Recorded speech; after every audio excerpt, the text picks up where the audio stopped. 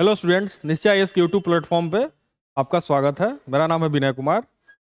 आज current affairs की class में हम आपके समक्ष मेंस के 3 टॉपिक्स पे चर्चा करेंगे और जो पीटी ओरिएंटेड 2 टॉपिक है, तो कुल मिला जुला के हमारे पास 5 टॉपिक है।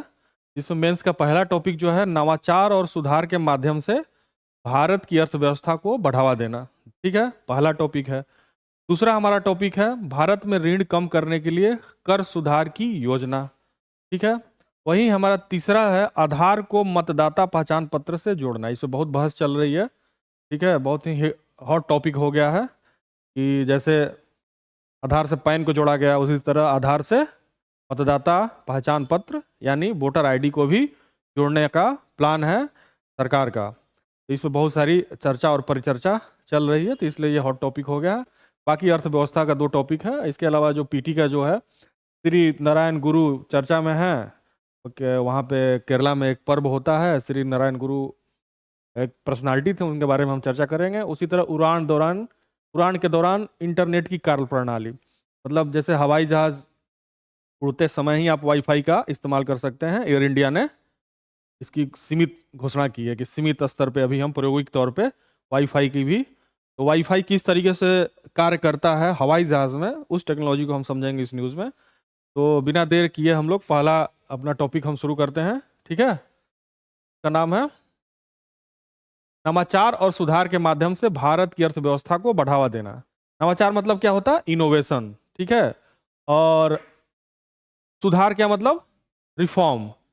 तो ये दोनों के माध्यम से, इन दोनों वर्ड को आप समझिए कि दोनों के माध्यम से भारतीय अर्थव्यवस्था को बढ़ावा देना।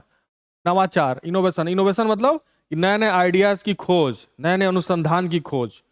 तो नए नए अनुसंधान की खोज करने के लिए क्या होगा? R&D पे, रिसर्च एंड डेवलपमेंट इसके लिए होता है R&D। R&D पे भारत सरकार का खर्च क्या है, विश्व के और देश क्या क्या खर्च करते हैं, इसको R&D को कहते हैं research and development. Research and development में जब खर्च होगा तभी नवाचार के नए नए आइडियाज आपके पास आएंगे। जब नए नए आइडियाज आएंगे तो आप नई नई चीज़ें अर्थव्यवस्था में करेंगे, उसको प्रायोगिक तौर पे करेंगे। जब इम्प्लीमेंट करेंगे तो उसका रिजल्ट आएगा, आउटपुट आएगा। आउटपुट आने के बाद क्या होगा? अर्थव्यवस्था में वो बेहतर रिजल्ट भी देगा। जैसे कि अभी AI का प्रयोग चल रहा है। ठीक है, बहुत सारे ऐसे ऐसे नए तकनीक हो सकते हैं, तो उसी को हम समझेंगे। ठीक है, तो इस टॉपिक में भारत के नवाचार में निवेश करने, विनिर्माण को बढ़ावा देने और दीर्घकालिक आर्थिक विकास हासिल करने के लिए संरचनात्मक प्रयत्नों के माध्यम से उत्पादकता पर ध्यान केंद्रित करने की आवश्यकता पर चर्चा की गई है। वही मैं जैसा बोला, और इसमें इन लक्ष्यों को समर्थन करने के लिए शिक्षा, जैसा कि हम शिक्षा बोलते आए हैं बराबर हर टॉपिक में, पर्यटन में सुधार और राजनीतिक विमर्श में सुधार किया भी सुझाव दिया गया है।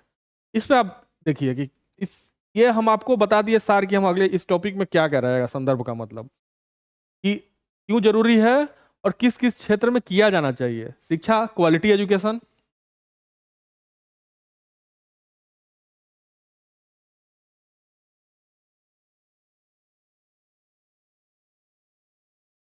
क्वालिटी एजुकेशन होगा।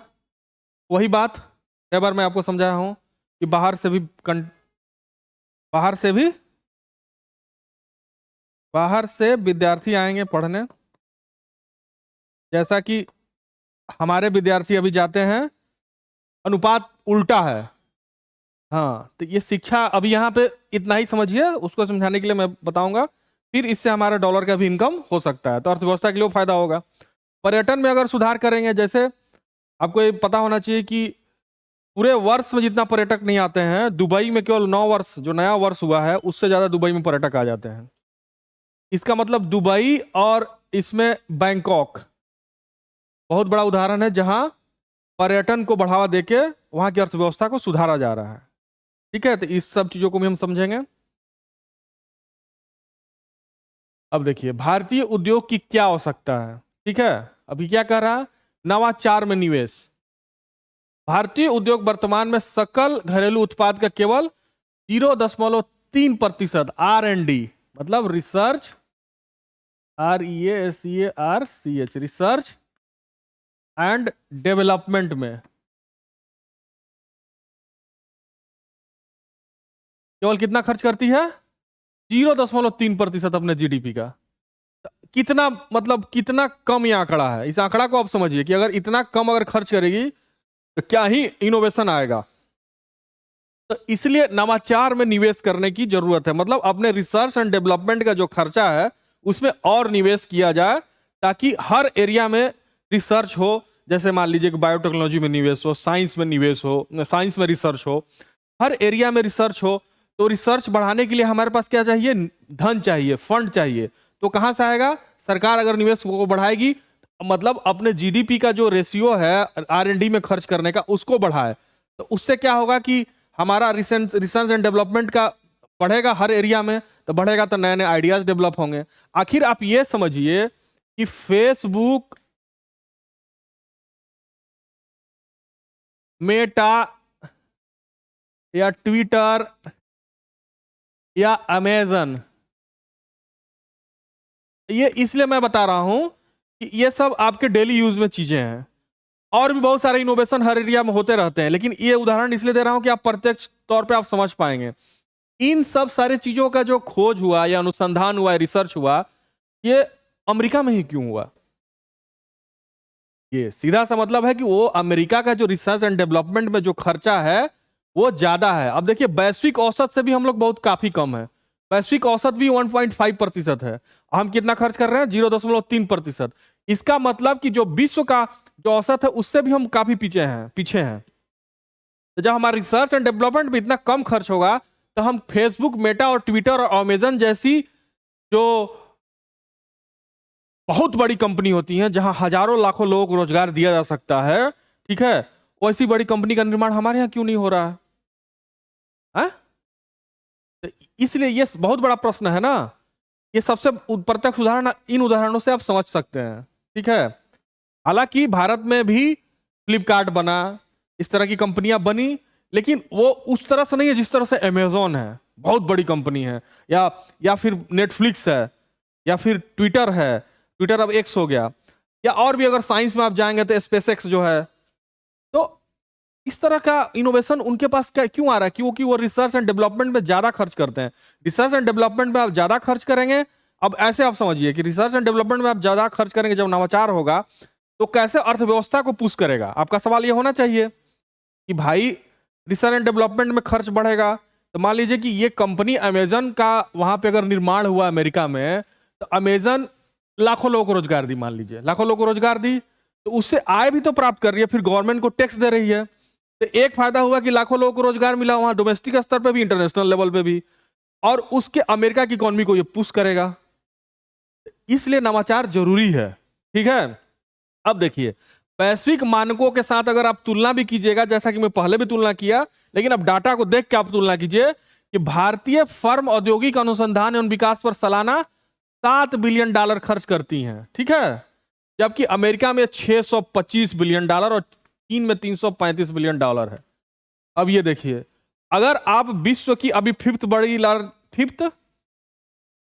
फिफ्थ लार्जेस्ट इकोनॉमी है, फिफ्थ लार्जेस्ट इकोनॉमी कौन है?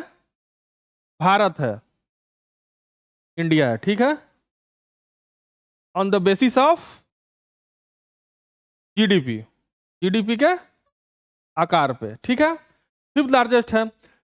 और आपका टारगेट है कि 2047 तक विकसित देश हम बन जाए।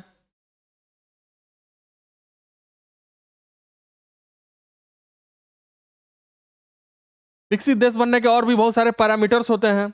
एक जीडीपी के आकार तो है ही है। तो भारत अगर तीसरी बड़ी अर्थव्यवस्था बनने के कगार, अभी पांचवी है, अभी 2 देशों को और पीछे चलेगा, हो सकता है 2047 तक तीसरी बड़ी बन भी जाए। लेकिन जो डेवलपमेंट का जो मॉडल है, जो विकसित देशों में बहुत सारी चीजें होती है, वो हो सकता है पाने में, प्राप्त करने में उतना सक्षम ना हो, क्योंकि कॉन्सेंट्रेशन ऑफ मनी क्या है? अमीरों के पास है। बहुत सारा ऐसा रिपोर्ट आता है कि भारत में 1% लोगों के पास 99% धन पे कब्जा है। हाँ, तो ये क्या है कि जो इनकम का जो अंतर या गैप बताता है, ये रिपोर्ट ये बताता है कि भारत का इकोनॉमी भले डेवलप हो जाएगा, लेकिन विकसित देश बनने के लिए क्या चाहिए? इक्वल डिस्ट्रीब्यूशन ऑफ मनी हो, न भी हो, अगर पूरी तरीके से ना हो तो समानुपातिक रूप से हो। मतलब उसका थोड़ा विस्तार हो, उसका थोड़ा दायरा ज्यादा हो, सबका लेवल हो एक, ठीक है, तभी वो विकसित देश बन सकता है। तो ये अब अगर आप देख रहे हैं कि अब फर्स्ट कौन है, फर्स्ट है यूएसए है, और सेकंड जो है चाइना है। और इन क्यों ये फर्स्ट और सेकंड है, ये आप इसी से अंदाजा लगा सकते हैं कि ये अपने अनुसंधान और विकास पर, यानी रिसर्च एंड डेवलपमेंट पे ज्यादा खर्च करते हैं। ज्यादा ही नहीं, मतलब कई गुना, सैकड़ों गुना। कहाँ हम 7 बिलियन है, कहाँ 625 बिलियन डॉलर है। बहुत बड़ा गैप है। इसी गैप के कारण जो है हमारे यहाँ इस तरह की बहुत बड़ी कंपनियों का प्राइवेट सेक्टर में ही, सरकारी में तो होने की चांसेस है ही नहीं कि हम जाके एमएनसी लेवल पे काम भी करेंगे, तो उनका एक लिमिट होता है, ठीक है। प्राइवेट सेक्टर ही उस बड़े लार्ज स्केल पे वो काम कर सकती है, जैसे अमेजोन हुआ, ठीक है। तो इस तरह की कंपनियों का हमारे यहाँ इनोवेशन नहीं हो पाता है, ठीक है। अगर आप चाहेंगे, आप मान लीजिए इंजीनियर हो, आप चाहो कि मैं इस तरह की कंपनी बनाने के लिए हम प्रयासरत हो, मतलब कोई भी आपके पास इनोवेशन है, तो सबसे ज्यादा आपके पास क्या है, धन रोड़ा है। मेरे पास ही मान लीजिए आइडिया है कि हम आईएएस की कोचिंग बनाएं और खूब बड़े लार्ज स्केल पे उसको करें, और ये करे वो करे, तमाम तरह के आपके दिमाग में आइडिया आए थे, लेकिन धन कहाँ से आएगा भाई। किसी भी काम करने के लिए धन होता है। तो वहां सरकार क्या है कि बहुत आपको प्रमोट करती है, ठीक है। इस वजह से वहां की इकोनॉमी वहां पे पहुंची है। इसलिए ये रिसर्च में या हमारे विमर्श में या हमारे डिस्कोर्स में ये आज के समय में आ रहा है कि हम अपनी अर्थव्यवस्था को क्या आरएनडी के थ्रू निवेश करके अर्थव्यवस्था को पुश कर सकते हैं क्या, ठीक है। ये हमारे विमर्श या डिस्कोर्स का एक हिस्सा बनने जा रहा है या बन रहा है, ठीक है। अब देखिए, लाभ पुनर्निवेश। शीर्ष 10 सफल भारतीय गैर वित्तीय फर्म अपने लाभ का केवल 2% अनुसंधान विकास में निवेश करती हैं, जबकि अमेरिका, चीन, जापान और जर्मनी फर्म 29 से 55% के बीच पुनर्निवेश करती हैं।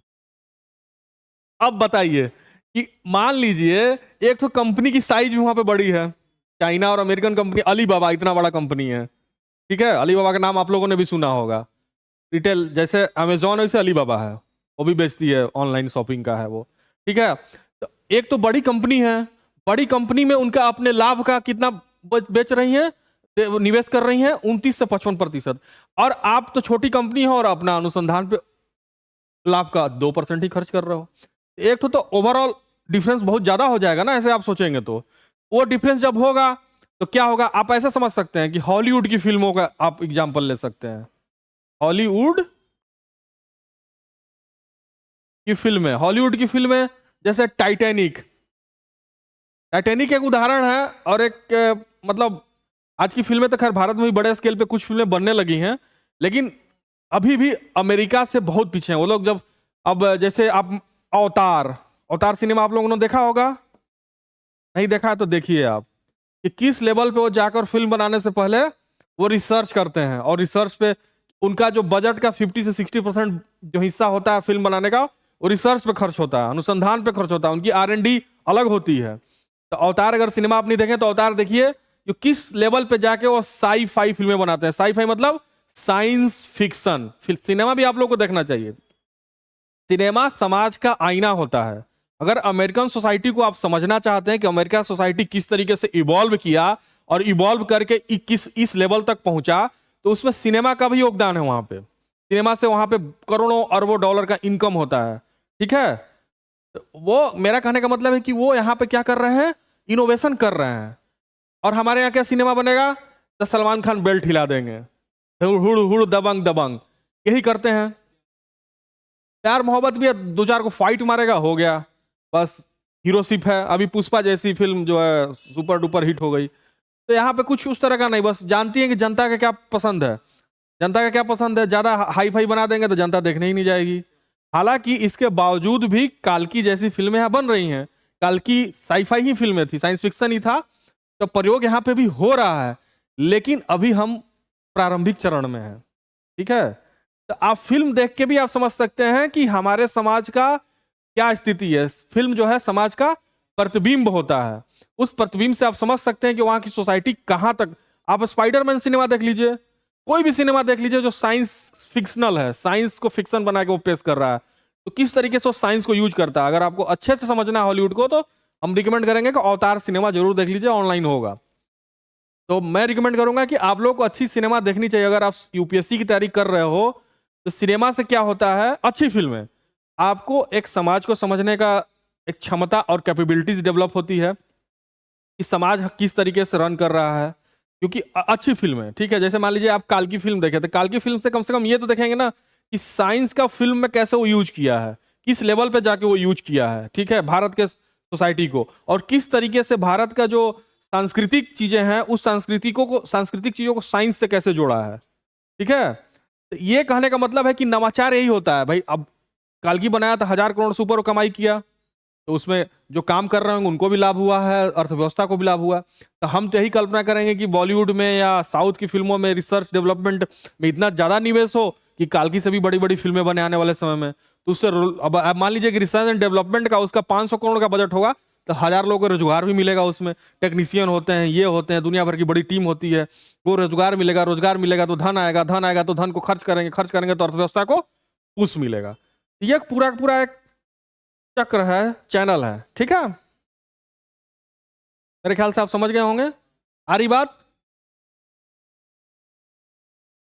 अब देखिए, भारत अपनी आर्थिक नीति को कैसे बेहतर बना सकता है। अब अगला सवाल यही है कि भैया 2027 तक, पहले भी मैं बोला, विकसित अर्थव्यवस्था का दर्जा हासिल करने के लिए भारत को अपनी प्रति व्यक्ति जीडीपी को मौजूदा $2700 से बढ़ाकर $14,000 से ज्यादा करने की जरूरत है। आप ऐसे समझिए कि अभी हमारा एनुअल पर कैपिटा कितना है, $2700 है, ठीक है। और इसको करना पड़ेगा 14,000। 14,000 मतलब समझ रहे हैं कितना हो जाएगा? $1,000 का कितना होता है? 1000 ना, 80,000। 1,000 का डॉलर के हिसाब से 80,000 मान लीजिए। 80,000, 80,000 को 14 से गुना कीजिए, मतलब 13 लाख के आसपास रुपया हो जाएगा ये, ठीक है। तो पर कैपिटा इनकम 13-14 लाख आप करोगे तब आपकी सोसाइटी इवॉल्व कर सकती है 2047 तक विकसित राष्ट्र बनने के लिए। अभी हम मध्यम आय वर्ग में भी नहीं आते हैं, निम्न आय वर्ग में आते हैं। आप भले 5th लार्जेस्ट इकोनॉमी है, लेकिन जब आप उसको जब जनसंख्या से भाग देते हैं ना, तो आप बुरुंडी, रवांडा, अफ्रीकन जो कंट्री है उनके लेवल में आप चले जाते हैं। लिस्ट इनकम मतलब हम जनरेट कर रहे हैं पर कैपिटा इनकम में, ठीक है। तो केवल ये कह देने से नहीं होगा कि हम 5th लार्जेस्ट इकोनॉमी हो गया। आप अपनी आबादी भी तो देखो भाई, 160 करोड़ आबादी है, ठीक है। इसलिए यहां पे जो है अभी विकास के उस पैमाने को प्राप्त करने के लिए हमको पर कैपिटा इनकम बढ़ाना पड़ेगा। केवल कह देने से नहीं होगा कि 2047 तक जो है हम विकसित देश बन जाएंगे, कहने से नहीं होगा।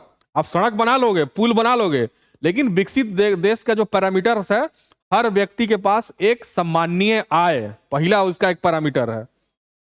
पब्लिक वेलफेयर में सम्माननीय आय ही नहीं आपके पास, तो कैसे आप कहेंगे कि हम जन कल्याणकारी सरकार हैं, ठीक है। ये केवल दावा है पॉलिटिशियन का कि हम 2047 में विकसित हो सकता है। पुल और सड़क के मामले में आप बना लो, लेकिन जो क्वालिटी ऑफ लाइफ होती है, लाइफ की जो क्वालिटी होती है विकसित देशों में, उस लेवल तक प्राप्त करने के लिए आपको पर कैपिटा इनकम ही बढ़ाना पड़ेगा, ठीक है। इसके लिए सालाना 8.5% तक का जीडीपी ग्रोथ जरूरी है। ये आप दिमाग में बैठा लीजिए, एकदम फैक्ट।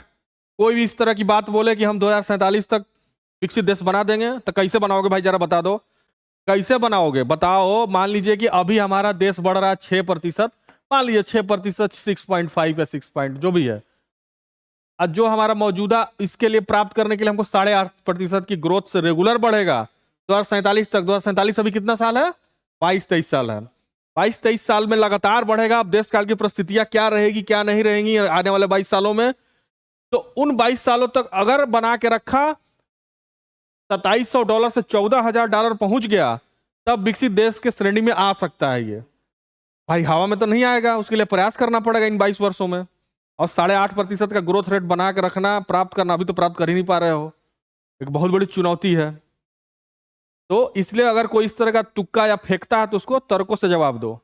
अब उससे सवाल पूछो, being aspirants of civil servant, कि हम सिविल सर्विस की अगर आप तैयारी कर रहे हैं तो आपका विजन इतना क्लियर होना चाहिए कि किस बेसिस पे आप कर रहे हो भाई कि हम 2047 तक विकसित देश बन जाएंगे।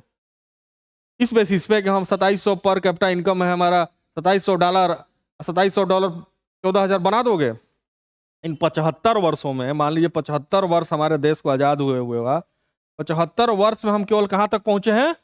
$2700। उसमें जो भी रहा हो बहुत ही कम रहा होगा, हम मान के चलते हैं कि $200 रहा होगा, तो 2,500 तुम बढ़ाए ना केवल 75 वर्षों में पर कैपिटा इनकम। तो तुम कैसे कह सकते हो कि हम 22 साल में बढ़ा देंगे 14,000 कर देंगे? ये तो इम्पॉसिबल है। ठीक है। मुख्य रणनीतियों में महिला श्रम शक्ति, जो कि महिला जो है भारत में महिला सशक्तिकरण की बात की जाती है, लेकिन महिला सशक्तिकरण उस लेवल पे नहीं हुआ है जिस लेवल पे यूरोपियन कंट्रीज में या अन्य देशों में है। ठीक है। इसीलिए कहा जाता है कि अपने पॉलिसी में महिला श्रम शक्ति की भागीदारी को बढ़ावा देना और कृषि से श्रमिकों को उद्योग और सेवाओं उच्च उत्पादकता वाले क्षेत्रों में स्थानांतरित करना शामिल है। अब देखिए इस एक लाइन में क्या कहा गया, ये पूरे इकोनॉमी को आपको सार समझ सकते हो आप कि आपकी पॉलिसी ऐसी होनी चाहिए कि महिला श्रम शक्ति को भागीदारी बढ़ाए। ठीक है, महिला भागीदारी बढ़ाए, बस इतने समझिए ना, महिला भागीदारी बढ़ाए आपकी पॉलिसी किसी भी उद्योग में। तो महिला भागीदारी बढ़ेगी तो महिलाओं की आबादी कितनी है? 49% के आसपास है भारत में, 48 49 समथिंग जो भी है। तो इनकी भागीदारी अगर बढ़ेगी, इसमें है भी भागीदारी लेकिन भागीदारी बढ़ाने की बात हो रही है, बढ़ेगी तो इनका आय बढ़ेगा, आय बढ़ेगा तो अर्थव्यवस्था के लिए बेहतर होगा। उसी तरीके से क्या कह रहा है, कृषि से, कृषि में श्रमिक ज्यादा लगे हुए हैं, आबादी के 52-53% के आसपास लगे हुए हैं, उनको कुछ उनके कुछ हिस्सा को यहां और यहां शिफ्ट करना। यहां पे तो सेमी स्किल्ड भी शिफ्ट हो सकता है, मतलब सेमी स्किल्ड या नॉन स्किल्ड भी उद्योग में खप सकता है, लेकिन यहां कौन खपेगा? जो स्किल्ड होगा, एमबीए किया होगा, बीटेक होगा या डिप्लोमा होल्डर होगा किसी क्षेत्र में, वो सर्विस सेक्टर में काम कर सकता है। तो यहाँ के लिए एजुकेशन को फिर बढ़ाना पड़ेगा, उन श्रमिकों को या कृषि क्षेत्र में जो काम कर रहे हैं एजुकेशन को आपको बढ़ावा देना पड़ेगा। इसीलिए कहा गया शुरू में कि क्वालिटी एजुकेशन चाहिए। क्वालिटी एजुकेशन नहीं रहेगा, आ रही बात समझ में? तो अगर तुमको अगर नहीं समझ में आ रहा है बाबू, तो पूछो कि सर क्वालिटी एजुकेशन क्या होता है। पूछना चाहिए तुमको हाथ खड़ा कर करके कि सर बताइए क्वालिटी एजुकेशन क्या होता है। अब तुमसे कोई पूछे, तुम ही से एक सवाल समझने के लिए, देखो जब तक विमर्श नहीं होगा, वन वे टॉक से क्या होगा कि हमने दे दिया तुमको, विमर्श करो। मैं बोला बार बार, मैं बोलता भी हूं बार बार कि आपको लिखना है लेकिन बोलना भी है सिविल सर्विसेज निकालने के लिए, तो ये बोलने की भी प्रैक्टिस आपकी आनी चाहिए। नहीं आ रहा है, मान लीजिए अच्छा नहीं बोल पाएंगे, कोई बात नहीं, कम समझ रहे हैं कोई बात नहीं, लेकिन कम से कम सवाल तो पूछे। हम सवाल पूछेंगे तो आपकी आदत विकसित होगी कि भैया किसी भी चीज को थोड़ा क्रिटिकल होकर सोचना। जैसे जब तक आप क्रिटिकल होकर नहीं सोचेंगे तो ये कैसे आपको पता चलेगा कि प्रति व्यक्ति जीडीपी भारत का कम है और हम कहाँ पे हैं? उन अफ्रीकी देशों के साथ हैं, उसको उस लेवल तक बढ़ाने के लिए इतना होना चाहिए। उसी तरीके से ये क्या कह रहा है, हम फिर समझा रहे हैं आपको, महिला श्रम शक्ति भागीदारी। महिला क्या है? भारत में कमजोर वर्ग में आती है। कमजोर वर्ग में कौन कौन आता है आप जरा बताइए? डिप्राइव क्लास में कौन कौन आता है? हाँ,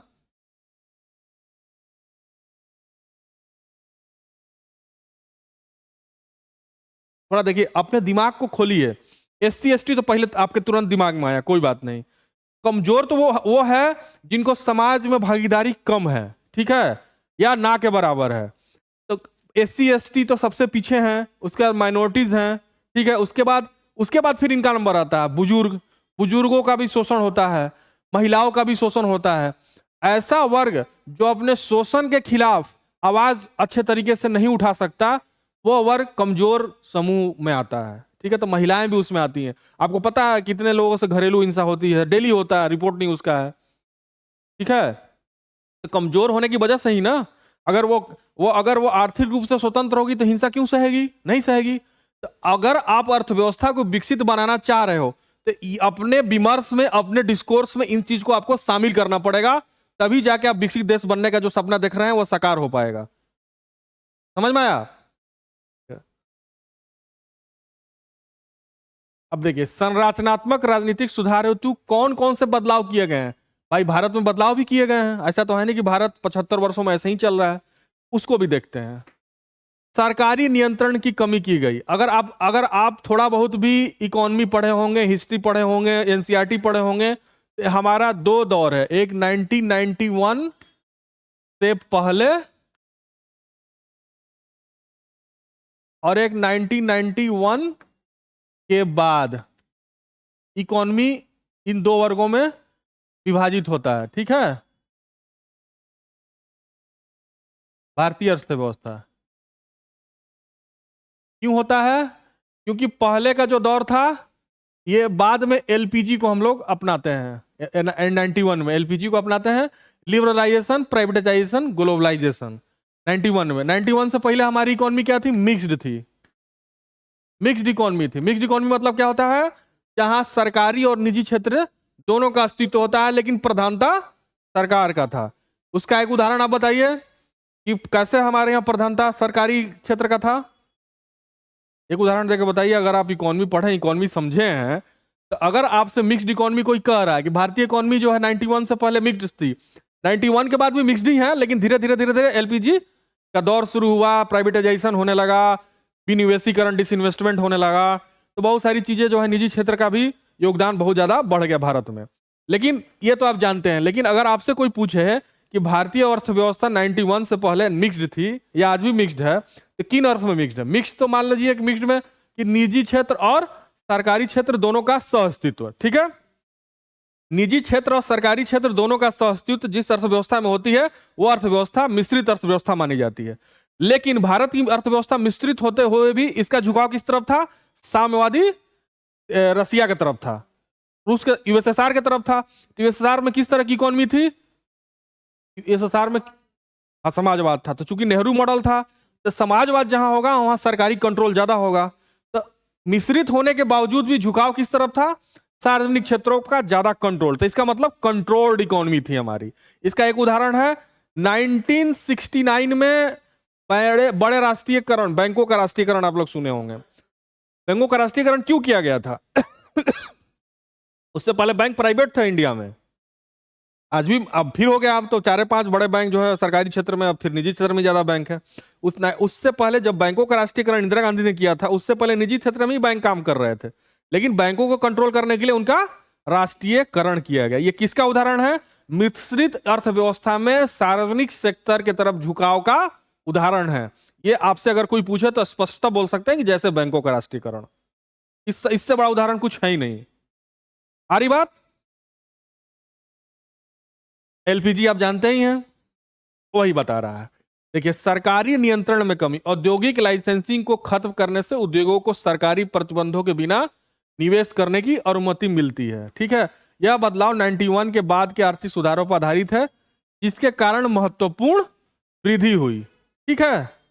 आज जो देश हमारा 6.5% की दर से बढ़ रहा है, उसमें इसी का योगदान है कि उद्योगों पे सरकारी नियंत्रण को थोड़ा सा कम किया गया, लाइसेंसिंग राज को थोड़ा सा कम किया गया, और हम एलपीजी की तरफ बढ़े। रेलवे में भी विनिवेश किया गया, बहुत सारी चीजों में विनिवेश किया गया। हाँ, अब टैरिफ में भी कमी की गई। हाँ, एयरलाइंस में भी किया गया। तो टैरिफ में भी कमी ऐतिहासिक रूप से भारतीय कंपनी को वैश्विक फर्मों के साथ प्रतिस्पर्धा करने के लिए मजबूर किया, जिससे उनकी प्रतिस्पर्धा बढ़ती है। ये टैरिफ में भी कमी हुई। टैरिफ में कमी होने से क्या हुआ कि हमारा जो निर्यात और आयात जो है सस्ता हुआ। सस्ता हुआ तो हम वैश्विक अर्थव्यवस्था से जुड़ पाए ज्यादा बड़े लेवल पे, ठीक है। स्वतंत्र संस्थाओं को स्वतंत्र रूप से काम करने की अनुमति देने से विनियामक ढांचे में सुधार हुआ, जैसे सेबी। और सेबी का क्या मतलब है? Stock exchange board of India. ये स्वतंत्र रूप से कंट्रोल करती है किसको? शेयर मार्केट को। तो शेयर मार्केट को स्वतंत्र रूप से कंट्रोल करती है, तो शेयर मार्केट सही से काम कर रहा है। यही कहना चाह रहा है कि स्वतंत्र संस्थाओं का भारत में जन्म हुआ। सेबी हुआ, इलेक्शन कमीशन तो था ही, अब उसका उदाहरण आप लोग दे सकते हैं, इलेक्शन कमीशन ऑफ इंडिया। ये तो खैर संवैधानिक संस्था है, लेकिन सेबी जैसे संस्थाओं को, सेबी है, आरबीआई है, आरबीआई पहले भी था, लेकिन सेबी का प्रत्यक्ष उदाहरण है 91 के बाद से, ये ज्यादा एक्टिवली काम कर रही है। और भी बहुत सारे हैं, आईडीबीआई है, सिडबी है, सिडबी का मतलब जानते हैं, small enterprises development bank of India. ठीक है, इस तरह के संस्थाओं का जन्म हुआ जो कहीं ना कहीं जो है स्वतंत्र होकर काम करती है, स्वतंत्र होकर काम करती है, तो उनका रिजल्ट भी बेहतर आया। कर सुधार 91 से कॉरपोरेट और व्यक्तिगत करों में कमी ने उद्यमियों को कानूनी रूप से धन संचय करने और पुनर्निवेश करने में सक्षम बना, जिससे आर्थिक विकास में योगदान मिला है। कॉर्पोरेट टैक्स भी कम कर दिया गया और व्यक्तिगत करों में भी, व्यक्तिगत कर की सीमा आप देखिए 7 लाख से ऊपर हो गया। 7 लाख से अगर ऊपर आपका इनकम है तभी आपको इनकम टैक्स देना पड़ेगा व्यक्तिगत में, ठीक है। और उसमें भी स्पेशल डिडक्शन 75,000 बढ़ गया, मतलब 7 लाख से 7,75,000 आपका इनकम है तो कोई टैक्स नहीं लगेगा, ठीक है। तो ये कहाँ पहले 2.5 लाख था, इसका मतलब आपके पास खर्च करने के लिए ज्यादा पैसा होगा, आय सीमा में वो कर दिया गया। तो इससे क्या होगा कि आर्थिक व्यवस्था को पुश मिलेगा। तो ये सब करते आए हैं हम, इसके पहले जो हम सुधार बताएं वो करना भी जरूरी है और ये हम करते भी आए हैं, ठीक है। अब देखिए शिक्षा और पर्यटन में क्या सुधार की आवश्यकता है। जैसा कि हम क्लास शुरू होने से पहले ही बोले थे कि शिक्षा और पर्यटन में भी सुधार करके हम अपनी अर्थव्यवस्था को पुश कर सकते हैं और अर्थव्यवस्था के लिए नवाचार में ये आ सकता है। देखिए जैसा कि शिक्षा पे हम कई टॉपिक करा चुके हैं, ठीक है, कि शिक्षा में हमारा क्वालिटी एजुकेशन क्यों नहीं है, हायर एजुकेशन में हम क्यों जो है कम खर्च करते हैं, जीडीपी का हम कम खर्च करते हैं हायर एजुकेशन में, ये सब हम आर्टिकल आपको पढ़ाए हुए हैं। तो कहने का मतलब है कि शिक्षा और पर्यटन में क्या सुधार किया। जैसे अब पहले हम शिक्षा को समझते हैं, स्कूल की गुणवत्ता में सुधार के लिए फंडिंग में वृद्धि करें। अब जैसा कि आप जानते हैं कि शिक्षा पे कितना प्रतिशत खर्च करती है भारत सरकार, 2.8% जीडीपी का। तो आप समझ सकते हैं कि कितना कम आंकड़ा है ये। और हमारा जो इस पे एक समझौता भी है इंटरनेशनल, उस समझौता का हमको अभी नाम नहीं याद आ रहा है, उसके हिसाब से 4% होना चाहिए। हाँ उसका हमको अभी ध्यान में नहीं आ रहा नाम, कोई है उसका, भारत जो है वो भी है, मतलब अंतर्राष्ट्रीय ऐसे समझ सकते हैं कि अंतर्राष्ट्रीय जो स्टैंडर्ड है 4% के आसपास है और हम खर्च कर रहे हैं 2.8 के आसपास। तो इसका मतलब कि हम शिक्षा में जो अंतर्राष्ट्रीय पैमाना है उसमें भी हम पीछे हैं खर्च करने के मामले में। तो जब खर्च ही कम करेंगे तो फंड जो है कम मिलेगा तो स्कूल में क्वालिटी एजुकेशन कैसे मिलेगा। तो इसीलिए सुधार के लिए फंडिंग में वृद्धि करें, उच्च शिक्षण संस्थाओं को अपने बोर्ड और संकाय का चयन करने में अधिक स्वायत्तता दें। अब उच्च शिक्षण संस्थाओं को स्वायत्तता की भी बात आने लगी है कि वो स्वतंत्र रूप से अपने बोर्ड का और अपने मेंबर्स का चयन कर पाए, को फ्रीडम भी चाहिए ताकि वो अच्छे से अपना डेवलपमेंट कर पाए, ठीक है। पर्यटन, अधिक होटलों को अनुमति देने के लिए भूमि उपयोग में नियमों को आसान बनाए, वही है नियमों को आसान बनाने से संबंधित। अधिक पर्यटनों को आकर्षित करने के लिए हवाई संपर्क में सुधार करें, ठीक है। वर्तमान में दुबई में पूरे भारत की तुलना में दोगुने पर्यटक आते हैं। देखिए दुबई कितना बड़ा देश है, शुरू में ही मैं बोला दुबई छोटा सा देश है, अब भारत के अनुपात में तो बहुत छोटा सा देश है। वो क्यों आया, क्योंकि वो पर्यटन को बढ़ावा दिया है, पर्यटन वहां पे उद्योग है और तमाम सुविधाएं देता है। और यहाँ पे कहा जाता है कि अगर आप दुबई में जाते हैं तो स्वर्ग से भी ज्यादा सुरक्षित हैं आप, स्वर्ग से भी अधिक सुरक्षित हैं आप यहाँ पे। हाँ तो जहां सुरक्षा मिलेगा वहां पर्यटन उद्योग अपने आप पनपेगा, ठीक है। क्योंकि वहां पे क्या है, लॉ एंड ऑर्डर बहुत ही सख्त है। एक बिहार का आदमी जो सुरती खाता है, जो खैनी खाता है, जो कहीं भी थूक देता है, वो दुबई में जाते ही राइट टाइम हो जाता है, क्योंकि उसको डर है वहां पे। यहाँ पे किसी प्रकार की कोई समझौता नहीं है लॉ से। अगर लॉ का सही से पालन करके रहते हैं तो हम पूरा फ्रीडम है, आप अच्छे से इंजॉय लाइफ करेंगे। लेकिन लॉ का जहां ही हम लॉ तोड़ेंगे तो तुरंत हमको पुलिस उठा के गिरफ्तार करके लेके जाएगी। यहाँ वहां कोई नहीं है सुनवाई, यहाँ क्या है कहीं थूक दिए, ठीक है, कहीं फेंक दिए, तो ये लोकतंत्र का गलत उपयोग करते हैं भारत में लोग, ठीक है। लेकिन वहां पे इस चीज से किसी प्रकार का समझौता नहीं, इसीलिए आपको अगर आप दुबई जाएंगे तो एक भी गंदी गाड़ी आपको रोड पर नजर नहीं आएगी। इवन गंदी गाड़ी लेके भी जाते हैं तो उसपे भी शायद फाइन है, समझ रहे हैं आप। आपका 4 व्हीलर है तो उसको धूल धाल के ले जाएंगे, यानी कि गंदा जैसा तैसा कीचड़ लगा हुआ लेके चले गए रोड पे, नहीं। तभी दुबई इतना साफ सुथरा चमकता हुआ दिखता है। जब चमकता हुआ दिखता है तो वहां निवेश भी आ रहा है। अब ऐसे आप सोचिए ना कि जिस दुबई में केवल तेल था, उसका अपना कुछ भी नहीं है, फिर भी वहां निवेश आ रहा है, क्योंकि उसने क्या किया है, लॉ एंड ऑर्डर पे काम किया। लॉ एंड ऑर्डर एकदम मजबूत होना चाहिए। लॉ एंड ऑर्डर आप बढ़िया करके दीजिए तो बिहार में भी निवेश जाएगा। हालांकि अब जा रहा है, सुने हैं कि ये अडानी भी जा रहा है वहां पे। हाँ, अडानी को भी बंदूक भिड़ा देंगे सब बिहार में। थाईलैंड और मलेशिया जैसे देशों के उदाहरणों का अनुसरण करते हुए विदेशी पर्यटकों की प्रविष्टियों को बढ़ाने के लिए वीजा प्रक्रिया को सरल बनाएं। वीजा ऑन अराइवल ज्यादा से ज्यादा देशों को दें, ठीक है। तो वो देश आने के लिए वहां के पर्यटक जो हैं, अब पता चला हम ही लोग, मान लीजिए हम ही लोग को घूमने का मन कर दिया इंडियन को, तो हमारा पहला क्या होगा, पहला तो हम लोग देखते हैं अपना बजट। मान लीजिए हम लोग जैसा मीडियम क्लास का आदमी, लोअर मीडियम क्लास का आदमी है, मान लीजिए उसको विदेश घूमने का मन कर दिया, तो पहले देखेगा कि हमारा बजट कितना है। तो उन बजट में देशों को चुनाव करेगा कि उन बजट में हम थाईलैंड जा सकते हैं, बैंक वो क्या नाम है, इंडोनेशिया जा सकते हैं, या श्रीलंका जा सकते हैं। तो अब इन देशों में देखेगा कि कौन देश सस्ता है सबसे। फिर देखेगा कि इन देशों में वीजा प्रक्रिया किसका आसान है, देखेगा कि थाईलैंड का भी आसान है, इंडोनेशिया का भी आसान है, श्रीलंका का भी आसान है। तब कहेगा कि इन देशों में घूमने का कौन कौन सा, शॉर्टलिस्ट ये पैमाना होता है किसी का भी। तो वीजा प्रक्रिया भी उसमें एक पैमाना है। अब मान लीजिए कि हमको जाने का है, हमारा बजट अलाउ कर रहा है कि हमको इंडोनेशिया घूमना चाहिए, यार बड़ा अच्छा देश है। अब उसका वीजा प्रक्रिया बहुत टफ है, 20 दिन लग रहा है, फिर शुल्क भी लग रहा है। हाँ, वीजा ऑन अराइवल इंडिया के लिए 52 कंट्रियों के लिए है। अब जाइए पासपोर्ट लेके, बस वहाँ सीधे एयरपोर्ट पे उतरिए, आपके उस पर ठप्पा लगेगा, 15 दिन के लिए आप घूमिए वहाँ पे। टिकट और पासपोर्ट चाहिए बस। वही अगर आपको अमेरिका जाना हो तो आपको वीजा लेना पड़ेगा, कि अमेरिका की वीजा प्रक्रिया इसलिए टफ है, वहाँ की इकॉनमी पहले से ही मजबूत है, उसको पर्यटन उद्योग की बहुत जरूरत नहीं है। और ये सब देश हैं जो पर्यटन उद्योग पे ही डिपेंडेंट है। इंडोनेशिया हो गया, या फिर दुबई हो गया, दुबई भी कह सकते हैं, या फिर मलेशिया हो गया, या फिर थाईलैंड हो गया, ठीक है। अब चलिए अभ्यास प्रश्न नोट कर लीजिए आप लोग। संरचनात्मक राजनीतिक सुधार औद्योगिक क्षेत्र में भारत की वैश्विक प्रतिस्पर्धात्मकता को किस प्रकार बढ़ा सकते हैं, परीक्षण कीजिए। आ रही बात? हाँ हाँ, मैं भेज दूंगा, ठीक है। हाँ, इधर इधर नहीं भेज रहे हैं, भेज देंगे, आज ही भेज देंगे शाम को सब, ठीक है।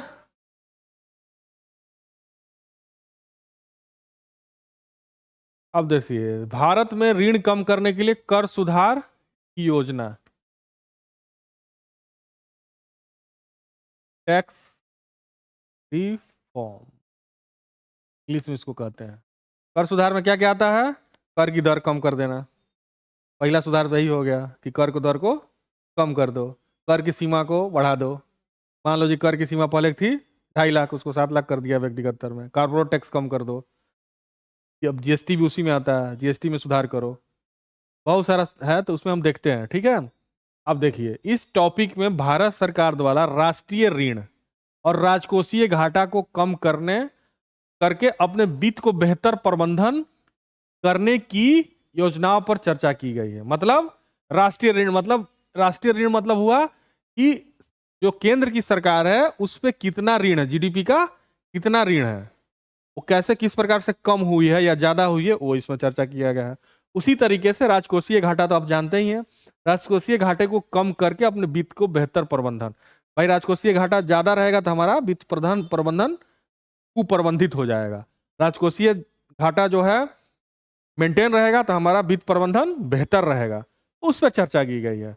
और इनमें इन लक्ष्यों को प्राप्त करने के लिए कर नीतियों में अपेक्षित बदलाव और वस्तु एवं सेवा कर प्रणाली में सुधार का उल्लेख किया गया है, ठीक है। आ रही बात? इसका हमने ट्रेलर दिखा दिया कि फिल्म में क्या होने वाला है, ठीक है। अब इसका यूपीएससी पाठ्यक्रम जो है पेपर 3 से है, आप समझ पाते हैं। और इसका जो स्रोत है, next step in fiscal management, business standard में एक आर्टिकल आया था, उससे ये उस पे आधारित है। अब देखिए क्या बदलाव अपेक्षित है।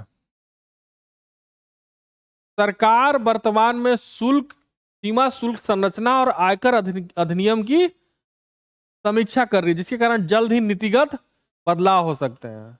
सीमा शुल्क संरचना क्या होता है? Custom duty. कस्टम ड्यूटी किस पे लगता है? हाँ, ये सही समझ गया। तो इसको समीक्षा कर रही है सरकार कि कम किया जाना चाहिए, ज्यादा किया जाना चाहिए। आयकर अधिनियम मतलब इनकम टैक्स से संबंधित है। इन दोनों पे जल्दी कुछ घोषणा करने वाली है, उसको हम लोग देखेंगे। ठीक है। वस्तु एवं सेवा कर प्रणाली में बदलाव देखने को मिल सकते हैं, जिसका उद्देश्य इसे सरल बनाना और दरों को समायोजित करना है, ताकि राजस्व तटस्थ स्तर पर 15 से 15.5% प्राप्त किया जा सके। वर्तमान में जीएसटी दर 11.6 है, जो इष्टतम स्तर से कम है, जिससे राजस्व में कमी आ रही है। मतलब कि जो जीएसटी दर है ये इतना है, इसको बढ़ा के इतना किया जाना चाहिए ताकि हमारा राजस्व में वृद्धि हो। अभी इस पर बात चल रही है, तो अनुमान लगाया जा रहा है कि ये चीजें हो सकती है। सरकार आवश्यक पूंजीगत व्यय में कटौती किए बिना राजकोषीय दबावों को प्रबंधित करने में मदद करने के लिए अपनी विनिवेश रणनीति पर फिर से विचार करना चाहती है। इससे राजकोषीय समायोजन प्रक्रिया आसान हो सकती है। ठीक है, समझ रहे हैं आप लोग? आवश्यक पूंजीगत व्यय में कटौती किए बिना मतलब जो उसका कैपिटल खर्च है, राजकोषीय दबाव को प्रबंधन करने में मदद करने के लिए केंद्र सरकार के ऋण को और कम करने के लिए अधिक प्रभावी रणनीति तैयार करने के लिए एक विशेषज्ञ समूह आवश्यक हो सकता है। इसी तरह राज्य सरकारों के लिए केंद्रीय प्रथाओं के साथ तालमेल बिठाना और अपने ऋण स्तरों को प्रभावी ढंग से प्रतिबंधित करने और कम करने के लिए समान रूपरेखा अपनाना अनिवार्य है। ठीक है, इसमें दो सुधार आप देखें। एक तो देखें कि कस्टम ड्यूटी और आयकर अधिनियम, दूसरा आपने देखा कि किस तरीके से जीएसटी में बदलाव हो सकता है और राजकोषीय दबाव को किस तरीके से रणनीति बनाकर कम किया जा सकता है। अब यहां आप ये समझ में आना चाहिए कि राजकोषीय घाटा क्या होता है। अगर आपसे कोई पूछे राजकोषीय इसमें आ रहा है कई बार, राजकोषीय घाटे से संबंधित क्या समझते हैं? आय व्यय का अंतर, आय प्लस व्यय का अंतर, इतना बस समझ लीजिए। सरकार जो आय व्यय करती है उसमें जो अंतर होता है, मान लीजिए कि हमारा क्या है कि व्यय अधिक है आय से, तो हमेशा व्यय ज्यादा रहता है। तो इसमें क्या करना है कि एक लेवल तक, मान लीजिए कि 4% तक रखना है हमको, यही ना है कि हमको राजकोषीय घाटा का 4 मतलब जीडीपी का 4% होना चाहिए राजकोषीय घाटा, से ज्यादा नहीं होना चाहिए। ठीक है,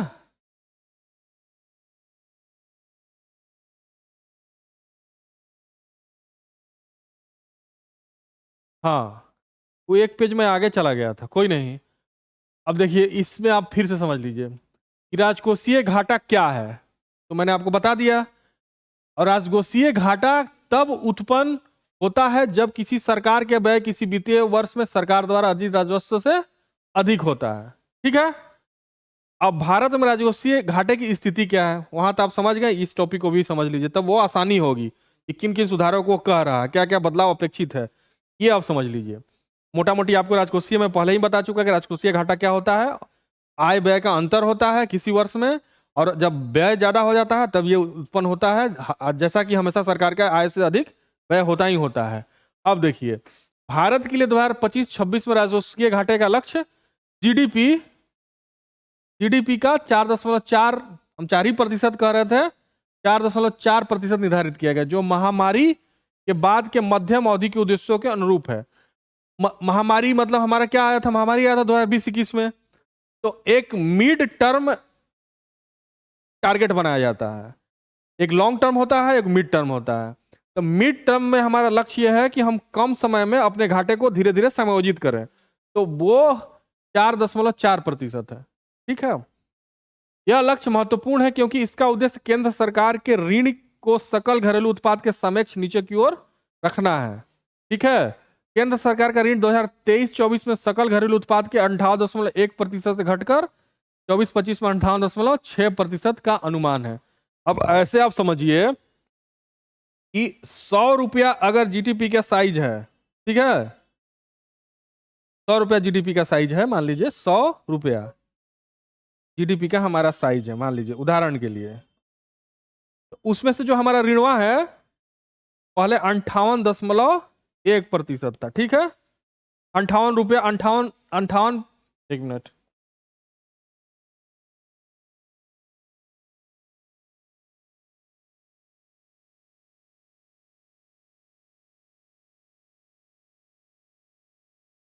₹58.1 पहले हमारा क्या था, कर्जा था। कब था? 2023-24 में, जो कि ₹100 में अब घट के कितना हो गया, ₹56.8 2024-25 में। इससे तो यह है कि भाई हमारा घटा ही है कर्जा, हमारा तो घटा ही है।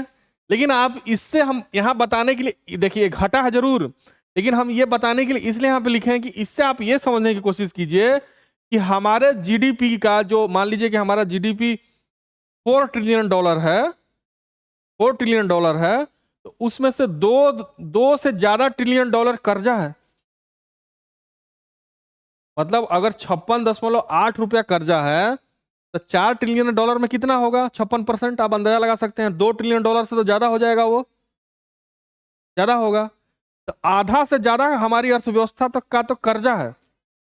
तो इसका मतलब कि सरकार ने कर्जा बहुत लिया है, ये अभी घट रहा है, तो इस पे भी समीक्षा किए जाने की जरूरत है, तभी हमारा राजकोषीय प्रबंधन सही तरीके से होगा। ठीक है।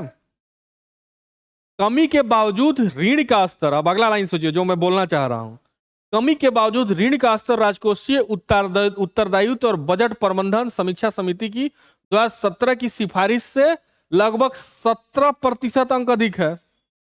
आप ऐसे समझ लीजिए, इसका मतलब कि 40% से ज्यादा नहीं होना चाहिए हमारा कर्जा। का मतलब तो यही हुआ ना कि 40% के आसपास होना चाहिए। जब 56.8 है तो हमारा सीधा सीधा मैथ अगर आप कैलकुलेट करेंगे तो 40% के आसपास हमारा कर्जा होना चाहिए। किसके अनुसार? राजकोषीय उत्तरदायित्व बजट प्रबंधन, FRBM। ठीक है, fiscal responsibility and budget management समीक्षा समिति के अनुरूप। ये इसके कौन थे? ये 2017 में इसके अध्यक्ष नरेंद्र करके कुछ नाम था, देख लीजिएगा आप लोग। एनके सिंह, एनके सिंह नाम था। आप इसको नोट कर लीजिए कि ये आना चाहिए, आपको याद आना चाहिए कि ये हमेशा समीक्षा समिति बनती है। 15वां विधायक नहीं है, नहीं तो पता नहीं हमको समीक्षा समिति के कौन थे, ये हमको ध्यान नहीं आ रहा। एनके सिंह तो वित्त आयोग के थे ना।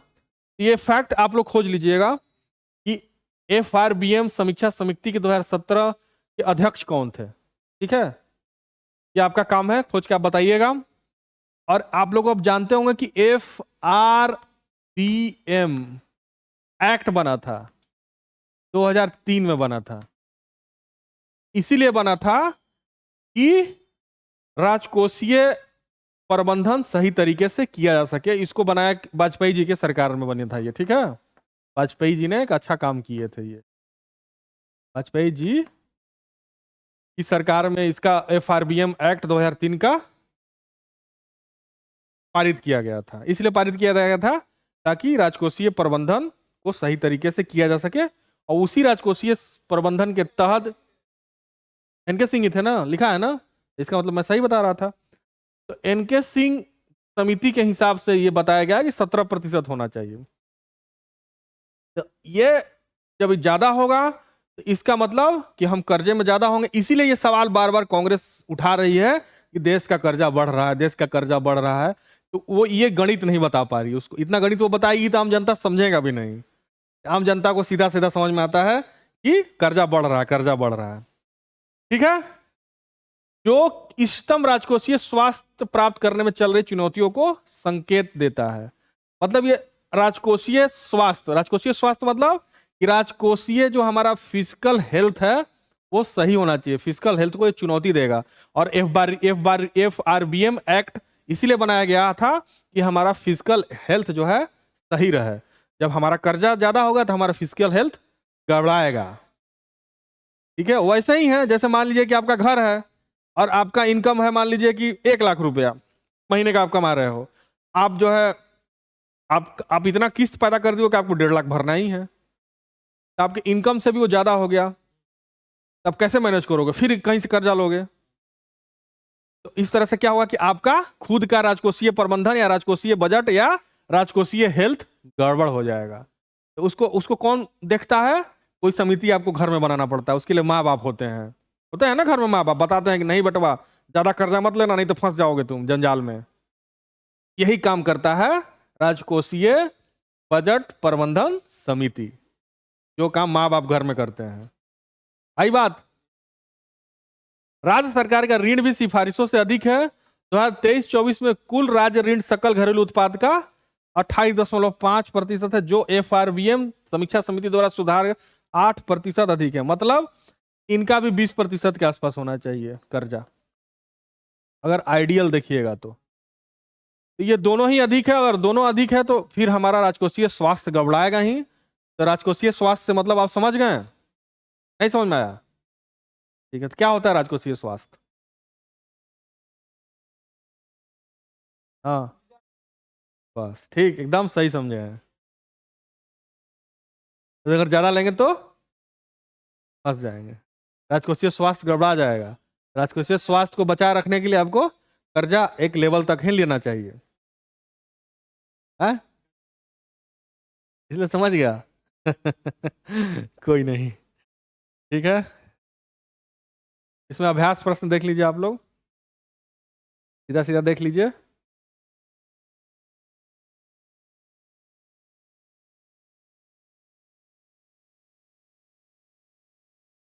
ठीक, मैं भेज दूंगा आप लोगों को।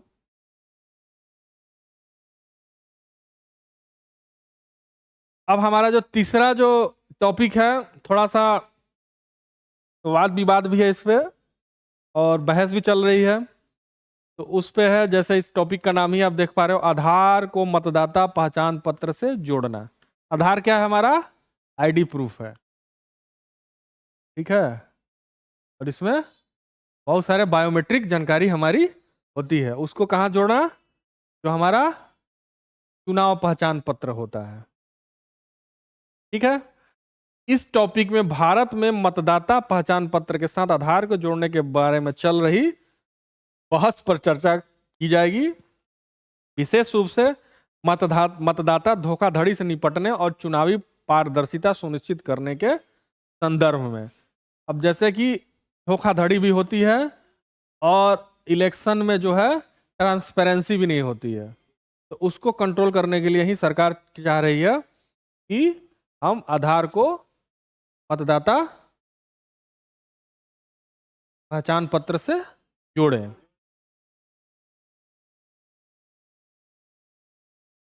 वो सब इसीलिए विमर्श चल रहा है ना इसमें। देखते हैं इसका क्या है, GS2 से है। और ये जो बनाया गया है इस टॉपिक को, should voter ID be linked with Aadhaar to combat voter fraud, ठीक है। अब देखते हैं, क्या आधार को वोटर आईडी से जोड़ने से डुप्लीकेट वोटर पंजीकरण समाप्त हो सकता है? जैसा कि पहला मन में सवाल यही आता है, ठीक है। तो ये क्या कहता है, UIDAI unique identification authority of India, इसका काम क्या है? आधार को बनाना। इसका गठन UIDAI, आप जान लीजिए, ही आधार ये प्राधिकरण को अद्वितीय आईडी प्रदान करने के लिए बनाया गया था। अद्वितीय आईडी मतलब आधार, जिसे माइग्रेशन या पते में बदलाव जैसे कारकों के कारण होने वाले डुप्लीकेट पहचान करने के लिए मतदाता डेटा के साथ मिलाया जा सकता है। आ रही बात? आधार एक अद्वितीय पहचान संख्या प्रदान करता है और वास्तविक समय प्रमाणीकरण को सक्षम करता है, जिससे व्यक्तियों को कई मतदाता आईडी रखने से रोका जा सकता है। अब मान लीजिए कि एक नंबर, आधार में एक नंबर होता है ना, अगर वो नंबर पे अलॉट हो गया किसी का वोटर आईडी, तो फिर दूसरा वोटर आईडी नहीं होगा लिंक। तो इससे क्या होगा कि डुप्लीकेसी को पकड़ा जा सकेगा। पहला फायदा तो ये है। क्या आधार के पास नागरिकता प्रमाण न होने से चुनावों में इसकी भूमिका बाधित होती है? अब देखिए, आधार नागरिकता का प्रमाण नहीं है, जैसा कि सभी जानते हैं कि आधार क्या है? एक वोटर आईडी है। भारतीय चुनाव आयोग को नागरिकता की पुष्टि करनी चाहिए। इसकी पुष्टि चुनाव आयोग ही कर सकता है कि कौन नागरिक है कौन नागरिक नहीं है। हालांकि आधार को लिंक करने में अभी भी डुप्लीकेट पंजीकरण की पहचान में मदद मिल सकती है। ठीक है, सबसे बड़ा है डुप्लीकेट पंजीकरण की पहचान। अगर मान लीजिए किसी वोटर आईडी से किसी का आधार लिंक हो गया तो दूसरा अगर उससे लिंक करेगा तो होगा ही नहीं, तो इसका मतलब कि वो वोटर आईडी डुप्लीकेट है, तो डुप्लीकेट की पहचान फिर सुनिश्चित हो सकेगी। मान लीजिए कि आपका आधार है तो आप एक ही वोटर आईडी कोई लिंक करोगे ना उससे। ऐसा तो है नहीं कि आप यहाँ से भी, अब होता क्या है कि दो लोग दो दो तीन तीन वोटर आईडी बना के रखते हैं। एक पता चला कि इस एड्रेस से बनवाए हैं, दूसरा वहां से बनवाए हैं, बिहार से बनवाए हैं, वहां भी जाके वोट डाल रहे हैं, यहाँ भी जाके वोट डाल रहे हैं। देख तो वोट में भी डबल दोहराव हो रहा है कि एक ही आदमी दो दो जगह वोट डाल रहा है, दो दो बार डाल रहा है, तो उसमें भी कमी आएगी। ईसीआई को सुनिश्चित करना चाहिए कि मतदाता पात्रता मानदंडों को पूरा करते हो। मतदाता का जो पात्र है वो मानदंड को पूरा करते हो। ECI election commission of India को सुनिश्चित करना चाहिए। आधार व्यक्ति को प्रमाणित करने में मदद करता है लेकिन नागरिकता का मान्य नहीं है। ये केवल और केवल प्रामाणिकता कर सकता है कि व्यक्ति जो है सही है, ये आईडी प्रूफ है, लेकिन नागरिकता को नहीं मानता। नागरिकता को लिए आपको कुछ और साबित करना पड़ेगा। क्या आधार को वोटर आईडी से जोड़ने में गोपनीय या सुरक्षा का जोखिम है, जो कि आपका सवाल था। ठीक है, वोटर आईडी डेटा में सार्वजनिक जानकारी शामिल होती है, इसलिए गोपनीयता संबंधी चिंताएं कम होती हैं। ठीक है, उसमें सार्वजनिक जन होती है कि आपका क्या है। लेकिन हालांकि आधार को जोड़ने से अनजाने में फोन नंबर उजागर हो सकते हैं यदि उन्हें सुरक्षा से साझा किया जा सकता है तो। ये एक व्यक्तिगत जानकारी है। बायोमेट्रिक सहित आधार डेटा सुरक्षित और ऑफलाइन है।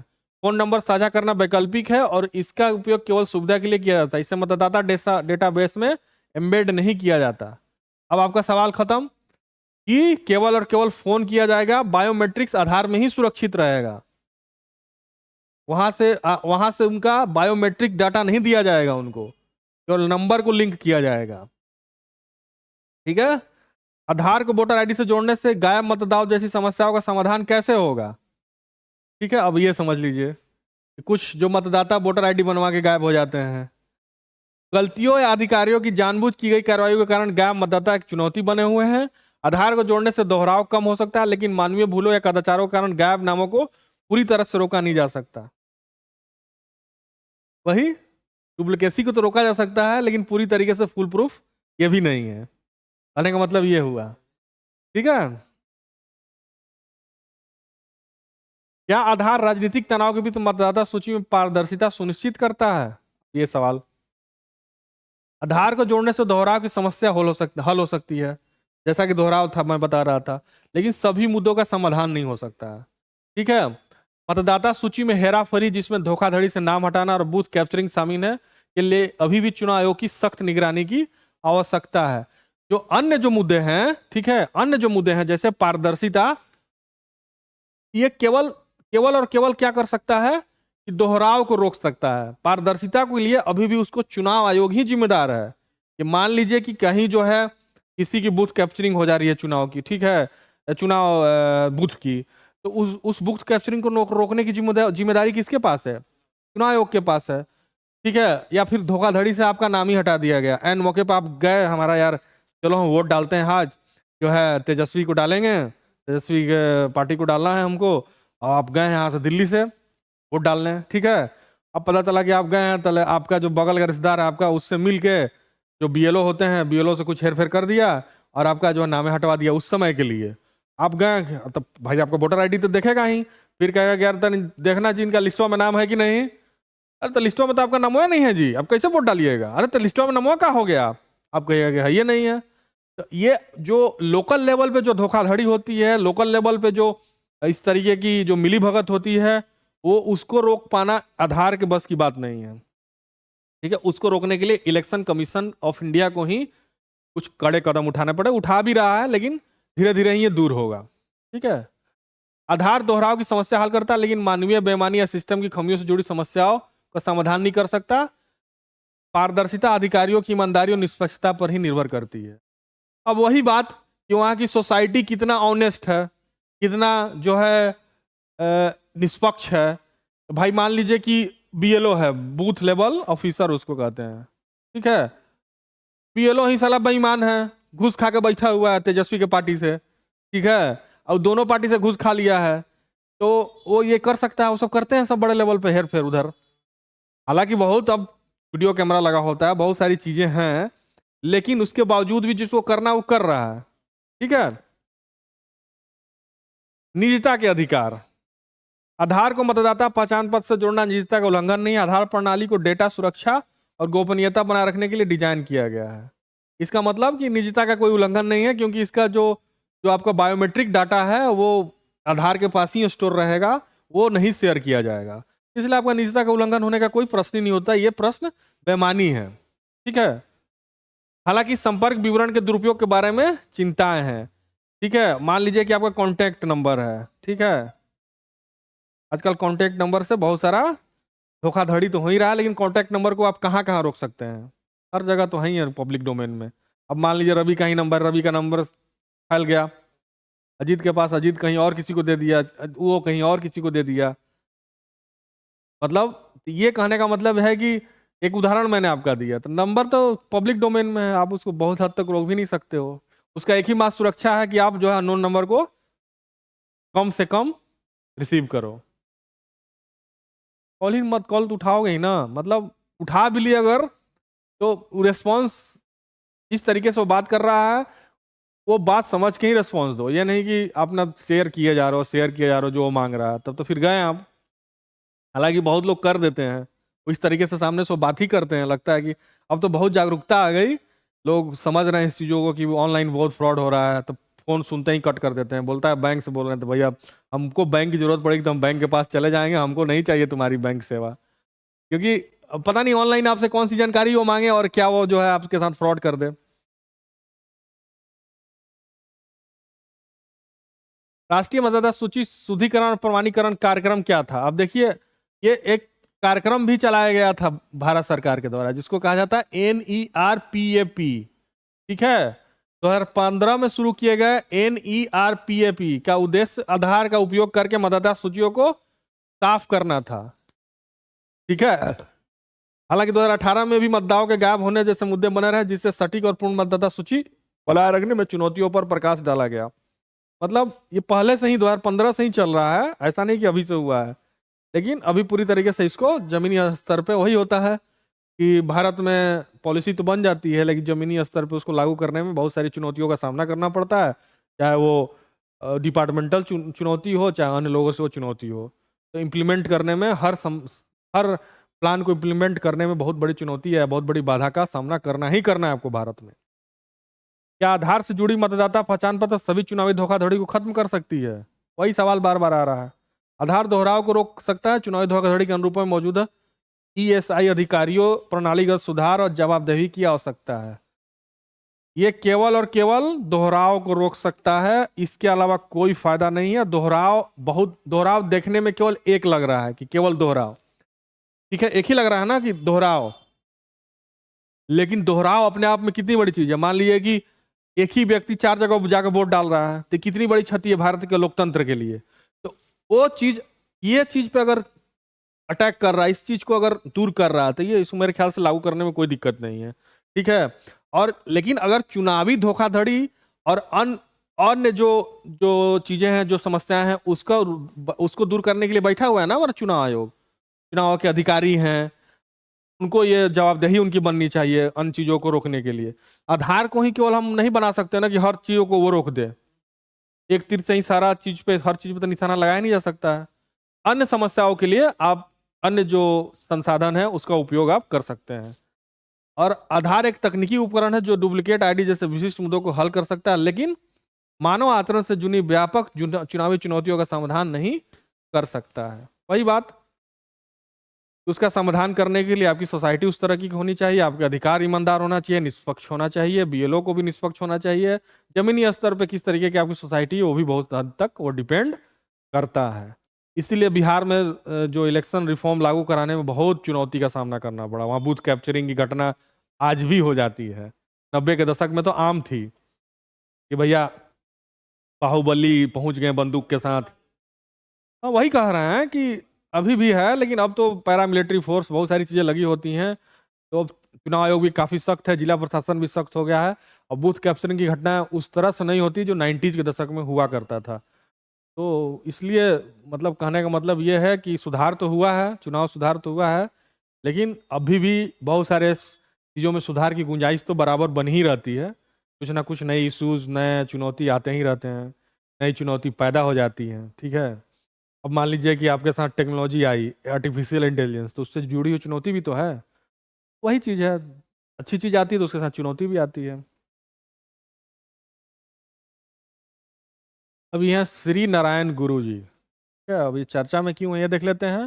और ये पीटी ओरिएंटेड है, पीटी में जैसा कि हम लोग फैक्ट से संबंधित कुछ चीज़ें देखेंगे, तो अब इनको देखते हैं। पांडवी शिवगिरी तीर्थ यात्रा, जो कि ये केरला में होता है, कि उद्घाटन सत्र में केरल के मुख्यमंत्री द्वारा श्री नारायण गुरु पर की गई टिप्पणी से विवाद खड़ा हो गया, इसलिए ये श्री नारायण गुरु चर्चा में आ गए। ठीक है, उल्लेखनीय है कि शिवगिरी तीर्थ यात्रा की शुरुआत श्री नारायण गुरु देव ने ही की थी। ठीक है, जब भी इसकी शुरुआत हुई थी शिवगिरी तीर्थ यात्रा, इसकी शुरुआत करने वाले जो हैं नारायण गुरु ही थे। पहला फैक्ट तो जान लीजिए आप लोग। अब जान लीजिए, श्री नारायण गुरु एक संत, दार्शनिक, समाज सुधारक थे। इन्होंने सामाजिक समानता, एक एक वर्ड पे ध्यान दीजिए, आध्यात्मिक ज्ञान की वकालत की। सामाजिक समानता मतलब समाज में सभी बराबर है। आध्यात्मिक ज्ञान, स्पिरिचुअल नॉलेज, आध्यात्मिक ज्ञान मतलब स्पिरिचुअलिज्म की तरफ झुकाव होना चाहिए। ठीक है, जैसे विवेकानंद थे। विवेकानंद पे कोई किताब आप लोग पढ़े हैं? पढ़ना चाहिए आप लोगों को। विवेकानंद का कोई भी किताब आप विवेकानंद पे अगर आपको मिलता है तो पढ़िए, या विवेकानंद पे कोई फिल्म है तो भी देखिए, यूट्यूब पे है। विवेकानंद पे एक फिल्म भी है शायद, फिल्म का नाम ही विवेकानंद है, तो वो फिल्म देखिए आप।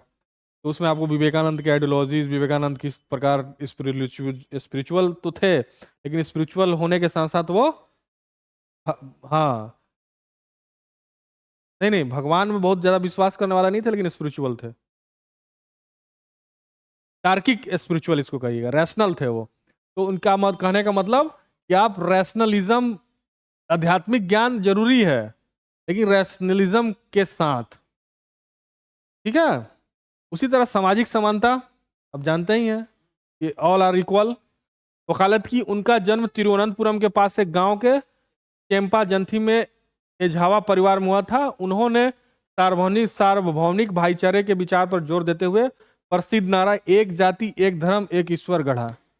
अब ये कितना बड़ा है। अगर सामाजिक समानता को आप सही तरीके से लागू करना चाहते हैं, एक जाति एक धर्म और एक ईश्वर, इसमें सारा समाज जो है, बटा हुआ समाज एक हो सकता है। अगर इस आइडिया को आप इम्प्लीमेंट कर दीजिए और इस आइडिया को सब लोग मान ले, तो समाज जितने भी बटा हुआ, जितनी भी समस्याएं हैं समाज को बांटने के बाद, जितना लोगों में टकराहट है, उन टकराहट का समाधान यही है, अगर इसको लागू कर दिया जाए तो।